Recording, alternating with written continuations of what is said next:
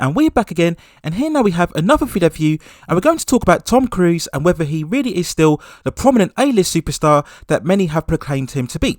Now, a lot of this proclamation comes after the recent success of Top Gun Maverick, which for me and for a lot of people has truly exceeded expectations with a massive 124 million opening weekend gross at the US cinemas from Friday to Sunday, with further projections putting it up to 151 million when we consider the Monday over the Memorial Day weekend. And globally, it's also managed to reach great heights, projected to overall finish the 4-day weekend with over 260 million worldwide, riding very much on the nostalgia of the first movie itself, which was the highest grossing film of 1986, grossing over $300 million at the box office. The film has represented Tom Cruise's best ever opening weekend of his career. So amidst all of the positive wave of reviews, I've seen all of these statements claiming that Cruise is now the last remaining A-list movie star, if that entity still exists at all. Now, in my opinion, I wouldn't say that that statement is completely true. Now, if we take the concept of what the A-list movie star actually means, it was the idea that any movie, regardless of its genre, release date, will be successful at the box office primarily because of one actor that is starring in the lead role. In essence, it was the actor's name that was the franchise, the IP. We would have so many examples where we would see the face of an actor on a poster with their surname at the top, and that would be enough to draw audience in to watch the overall film. Now, of course, the 80s were chock-a-block full of A-list movie stars from the likes of Harrison Ford, Sylvester Stallone, Eddie Murphy, Arnold Schwarzenegger, and of course Tom Cruise, who, due to his overall look and talent, he probably embodied the most archetypal movie star in its classical sense. And having rose to prominence with Risky Business and into mainstream acclaim with Top Gun, Tom Cruise maintains that A-list status all throughout the 80s, 90s and early to mid 2000s. His movies were majority standalone massive successes covering multiple genres, and nearly all of those films were sold primarily on his name alone. He was in many ways his own franchise, as that is what the concept of an A-list movie star is. He generally didn't tend to do sequels because he didn't need to do sequels. He didn't need to rely on any IP adaptations that required multiple installments. Now, of course, in 1996, he did find his defined franchise with Mission Impossible, directed by Brian De Palma, and this overall series would go on to be hugely successful over the next 20 years. But when we look back at Cruise's career, certainly in the mid to late 2000s, it really was only the Mission Impossible films that really kept his career afloat in terms of profile. During this time, he had several films such as Valkyrie, Night and Day, Lions for Lambs, Oblivion and Edge of Tomorrow, and none of these films did achieve the same highs as what the Mission Impossible movies did. Now, regarding those films, I actually think most of them were actually very good on some sort of level, but it was clear that by this point it was only really the Mission Impossible films that could provide Cruise with that massive consistent box office that he was so accustomed to during the 80s, 90s and 2000s.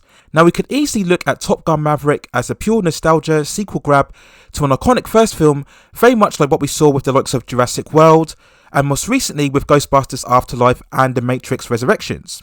I think a lot of the reasons why it managed to exceed expectations was because it was heavily promoted as a Memorial Day release, and once again the reference of the first film also contributed to its overall success. Now, as we all know, the film was originally going to be released in 2020 before the pandemic, and in many ways there's several delays has probably helped its release, and there I would say it's probably likely that it would have made far less money if the pandemic hadn't happened. So in many ways, the certain set of circumstances has actually gone in favour for Top Gun Maverick, and following Doctor Strange, it was seen as the next big event film to arrive on the scene. So again, that generated a lot of hype and excitement for the movie as well. Now, for anybody watching this video, it may seem like I'm hating on Tom Cruise, but that's simply not the case.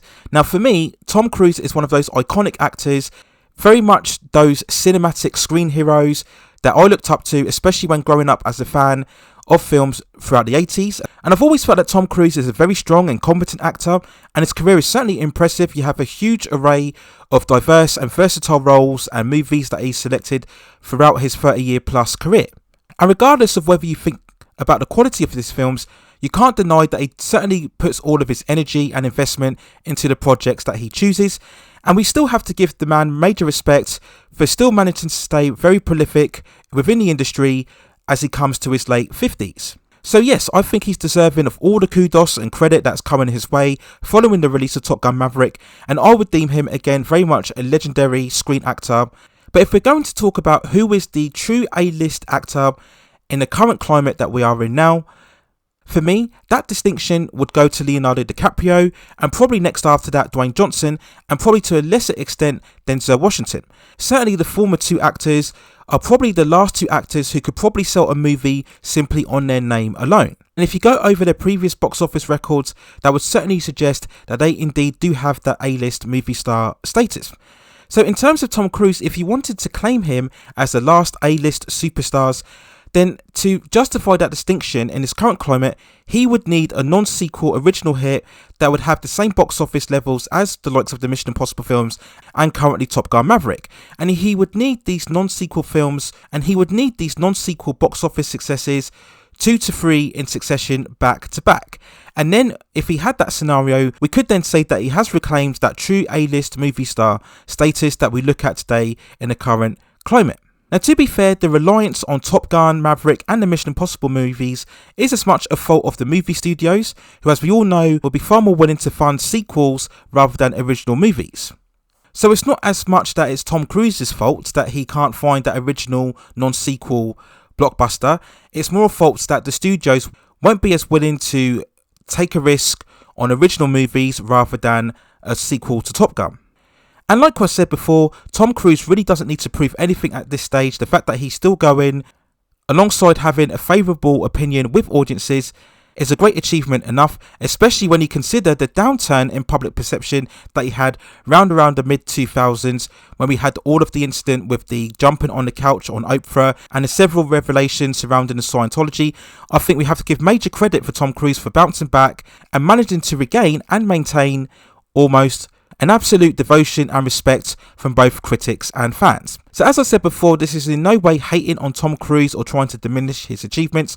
I just look at it in terms of the overall concept of the A-list movie star, an actor who can sell any movie at any time and doesn't necessarily need to rely on sequels. I wouldn't say Tom Cruise is quite back to where he used to be throughout the most of his career, but certainly without question, it's still great for his overall standing, the success of Top Gun Maverick.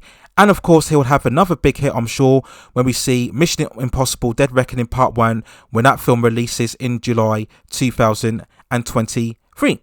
So those are my overall thoughts and feelings when talking about Tom Cruise, the concept of an A-list movie star, where his career currently stands following the success of Top Gun Maverick. Let me know what you think in the comments below. If you disagree with any points that I've made within this video regarding his status as an A-lister, then let me know in the comments and we can have further discussion.